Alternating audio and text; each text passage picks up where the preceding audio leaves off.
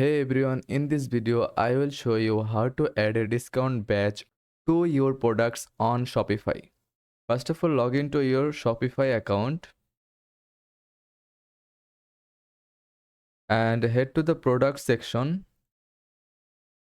Select the product you want to feature with a discount.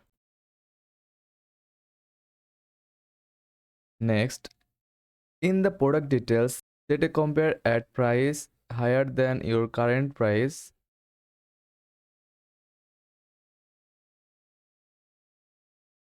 This automatically shows as percentage discount next to the product image. To add custom discount badges, go to the Shopify App Store and search for badge app like Mode Magic or Discount Ninja. And that's it, you can now display discount badge on your products, encouraging more sales. Thanks for watching.